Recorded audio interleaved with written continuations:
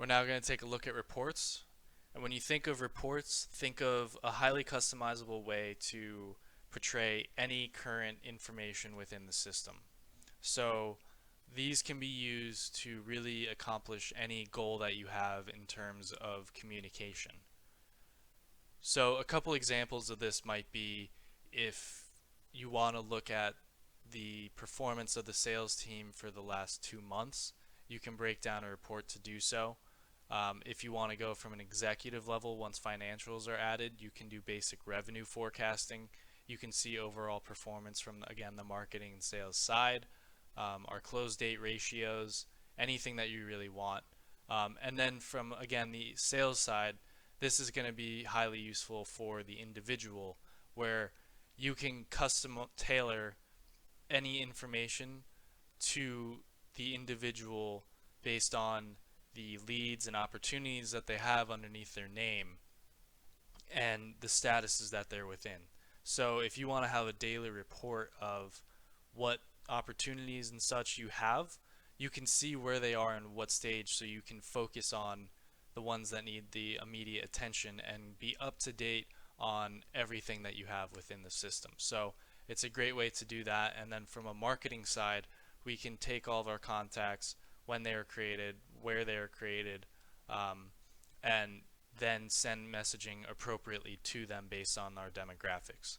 So I created a very basic report just for visual representation, called contacts and created dates. So we're going to click on this, and now you can see all of our current contacts in the system, which is about 1100-ish.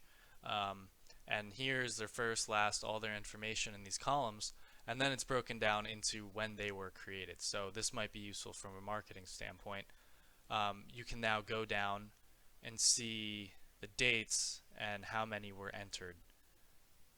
So if you were to go to a trade show and we entered 100 contacts, now you can see where that trade show lies within, based on also our areas that we can add within the columns. So that's a great way to break that down. I'm also now going to create one based on our opportunities. So we want to see where our opportunities all are and what stages they are, so we can give the appropriate ones attention. So go here to opportunities, click here, continue, and then right here is the column. So this is all the information. So if you wanted to add financials later on to see which ones are kicking what amount of dollars towards us, you can do that. And then right here is the filters. So when you see filters, think of the time variance that they're within. So we're in the close date of the current FQ, and we're going to go to all time. So now this is going to be all of our opportunities. Now you can go to groups. So if you want to group them into any stage or process or wherever they might be, for this example we're going to use stage, so where they are within the sales process. So we click here on stage, we add that to the column right here. And also, if you want for executive purposes or whatever, you can add a chart in as well for visual representation. Click run. Now you can see all of our opportunities and in what stages they're within. So we have 35 on hold, so these are ones that would need attention from the sales side.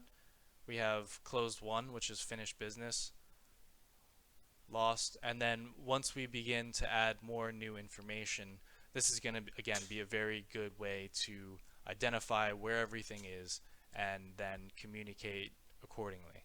So with these reports, you can have them scheduled to you to be sent whenever you want. You can also add them to your dashboard, which I had referenced earlier. So if you have a key report that you look at on a daily basis, you can now have that be on your home screen, so you don't have to go looking for it. So reporting, in the synopsis of reporting, is you can use all of the information really however you want to accomplish whatever communication goal that you have.